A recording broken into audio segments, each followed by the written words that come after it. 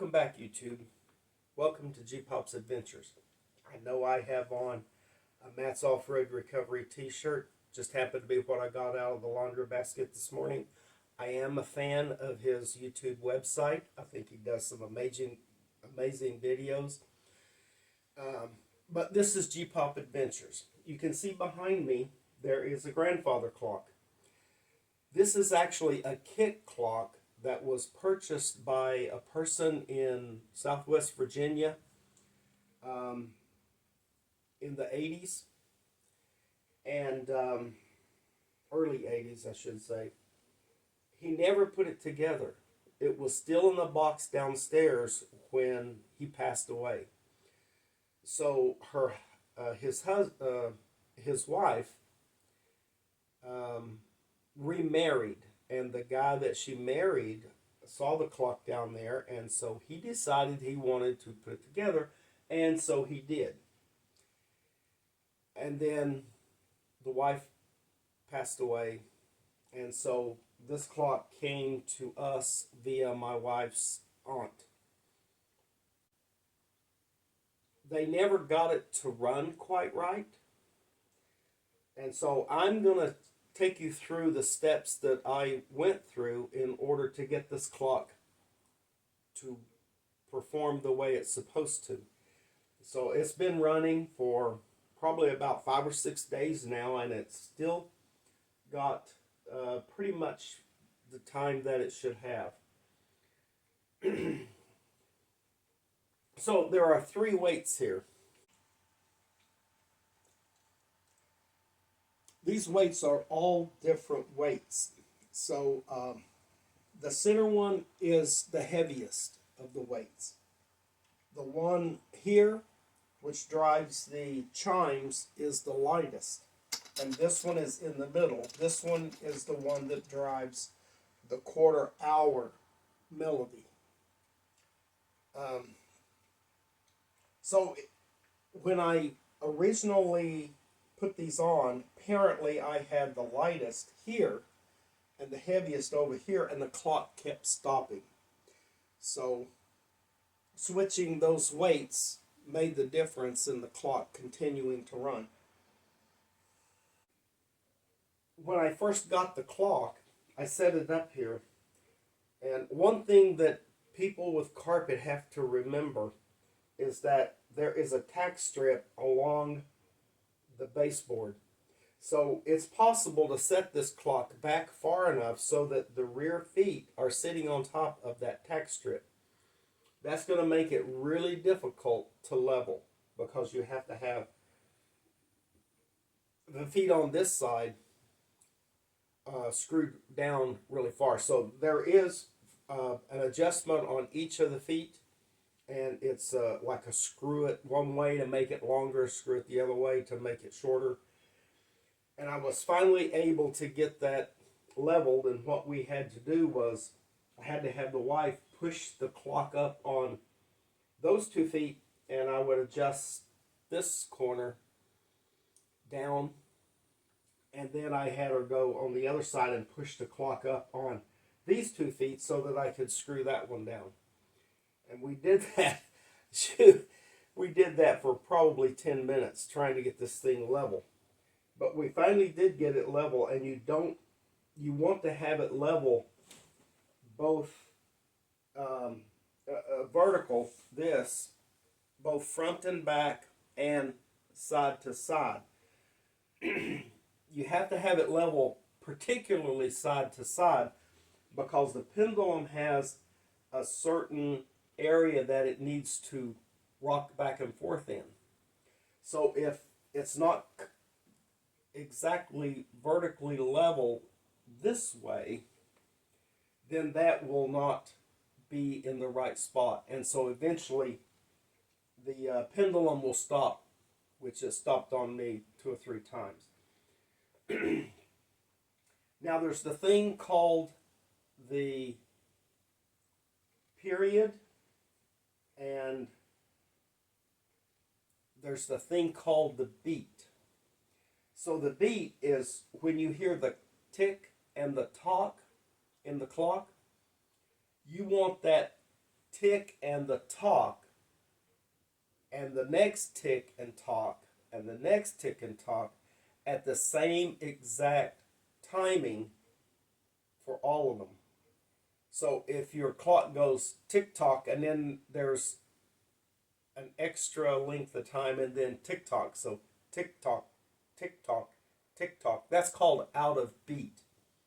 So it needs to be tick tock, tick tock, tick tock. Maybe not that fast. And the way you adjust that beat is by taking a panel off on the side, and you go into at the top of the pendulum shaft.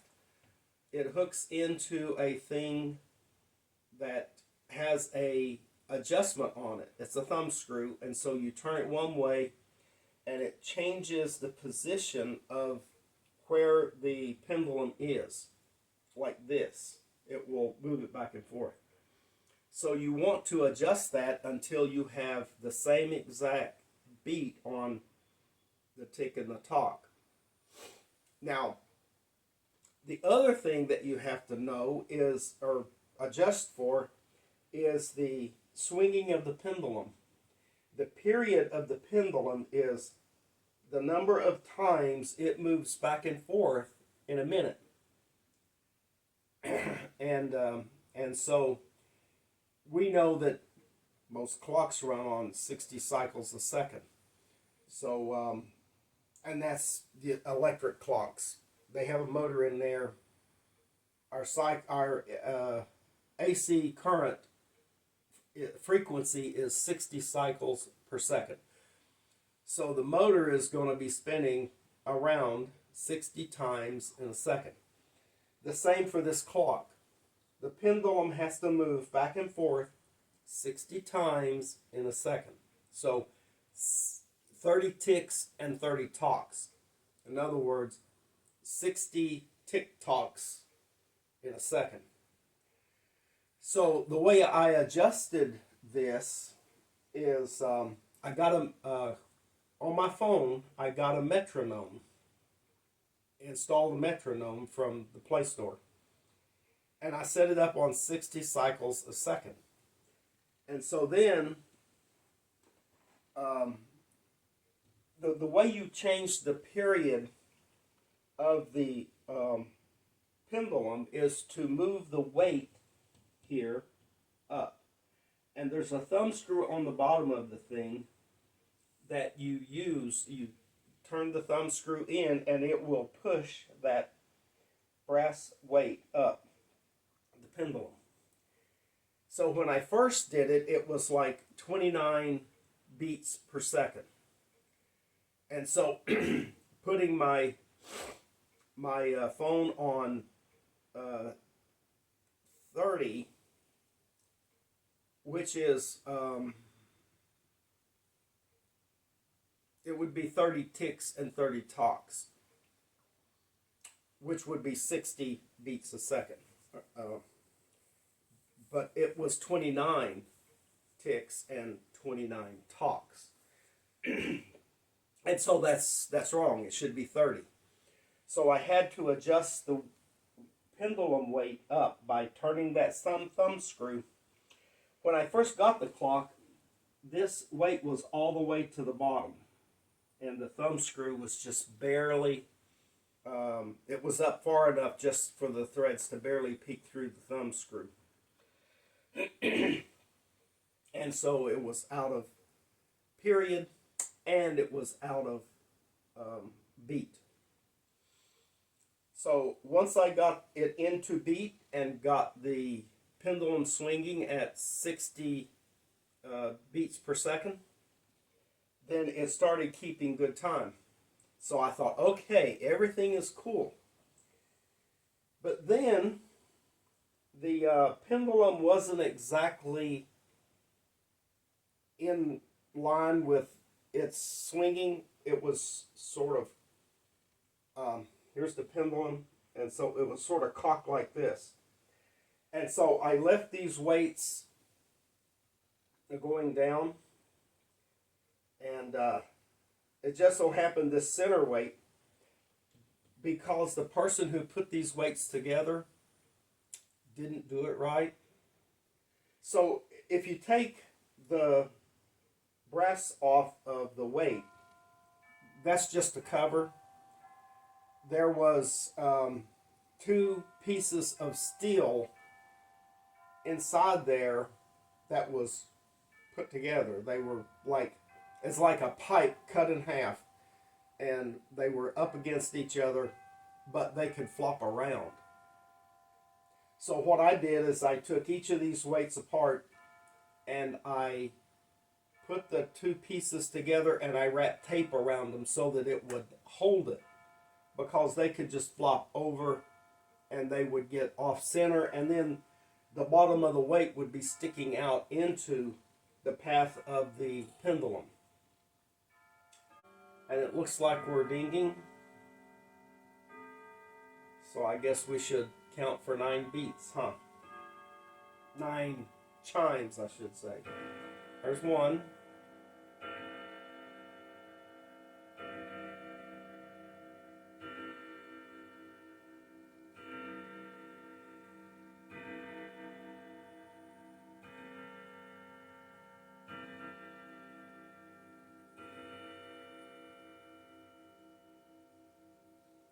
Perfect. So when you need to set this, when I first got it, of course, it was off. The way you would set the clock is you would just use your finger and turn this. You would push this around. They say do not push it back the reverse direction from the way a normal clock goes. So you would always push it this way. Now, the hour hand, if it's not on when it strokes the chimes for the indicating the hour, it just happened to do 9 because it's set right. But if it was, say, it only rang 8 times, then you would have to move the hour hand down to here. And you can move this hour hand back and forth. It doesn't matter. It's not going to hurt the clock. On this particular model, and I imagine they're probably all the same, so you can move this back and forth to match up to the number of chimes that has rang. So we'll put it back at 9, and I'll have to move it up a little bit so that it's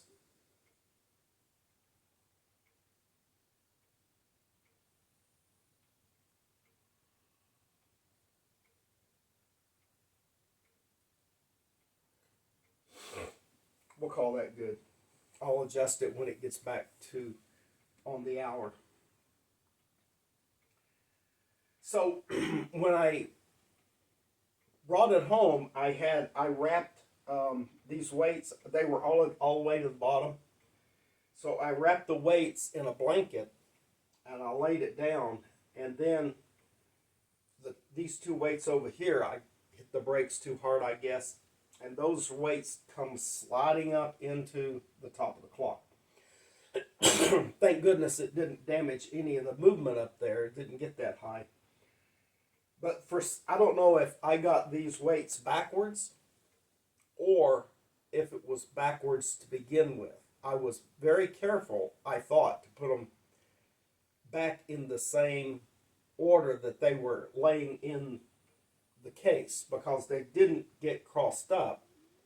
They were still pretty much side by side because both of them were sliding at the same speed. But apparently this has to be the heaviest of the 3 in the center, which is the thing that moves the clock. So I had this one over here, and it would start running, it would run good, and then all of a sudden the clock would stop. And the reason it would stop is because there simply wasn't enough weight on this chain, because the chain going with the weight on it is really what makes the clock run. It's like the motor in an electric clock. It's like the motor. Or in a quartz crystal clock, it's like the quartz crystal. So this puts pressure on the clock mechanism, and if it doesn't have enough, the pendulum will stop. Because this center weight drives the clock mechanism, and it makes this thing go back, continue to move back and forth, the pendulum.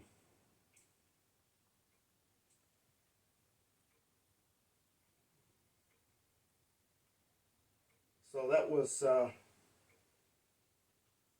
let's see, is there anything else?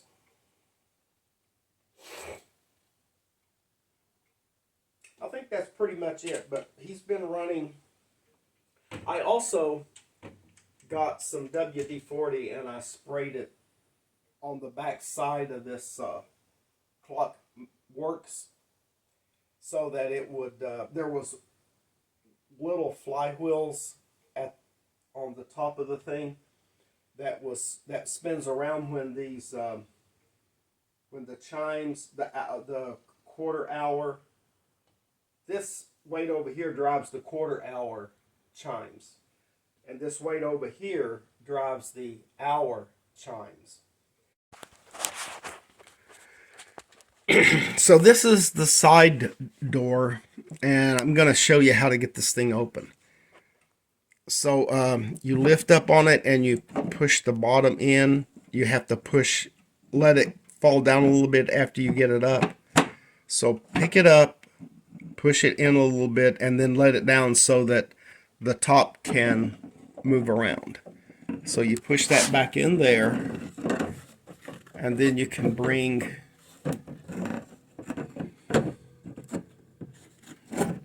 let's see, I'm turning it the wrong way, I guess. Yeah. So if you look right down there, there's the thumb screw that you would turn to change the position of the pendulum. So if you turn that thumb screw, it's going to move the pendulum this way or this way. And so that's how you correct the beat. If it's like tick, tock, tick, tock, tick, tock, that's good. It's the same interval between the tick and the tock and the next tick and the tock. All the tick and tock should have the same amount of time between them. So if it's tick tock, tick tock, tick tock, then that's out of beat.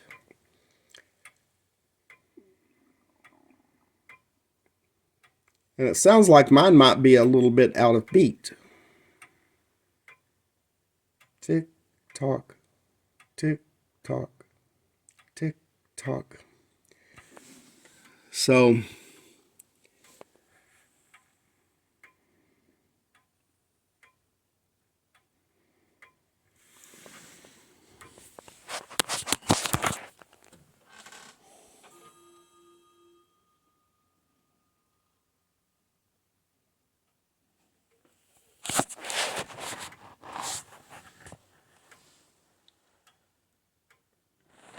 I turned that a little bit clockwise, and apparently I turned it the wrong way. So let me turn it the other way.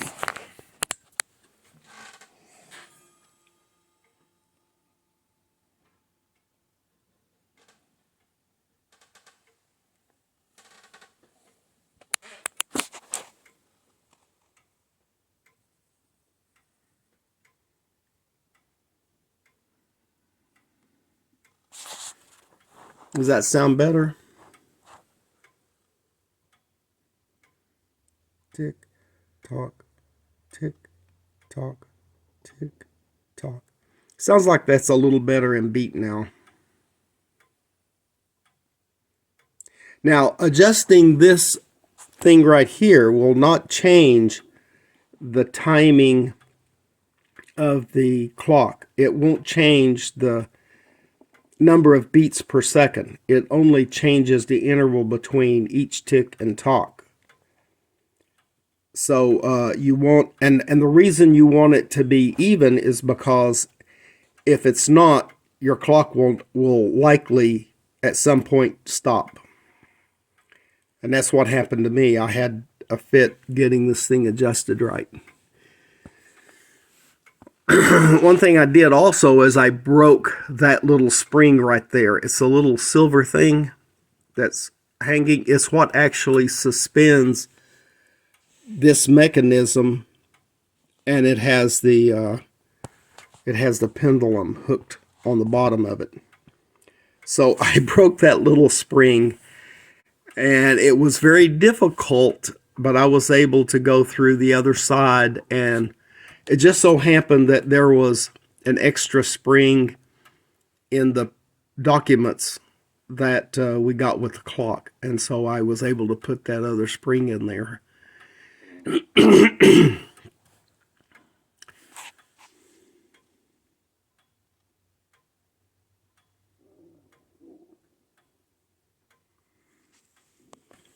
Okay, so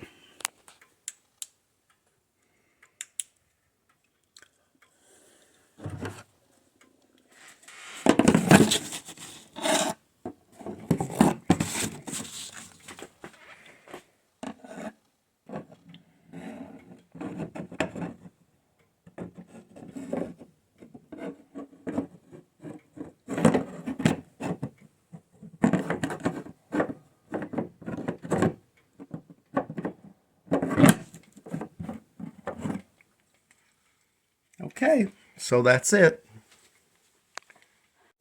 So I think this is an oak cabinet. It's really nicely done. Um, so that's my grandfather clock. Hope you'd enjoyed this YouTube video and how you set up a grandfather clock.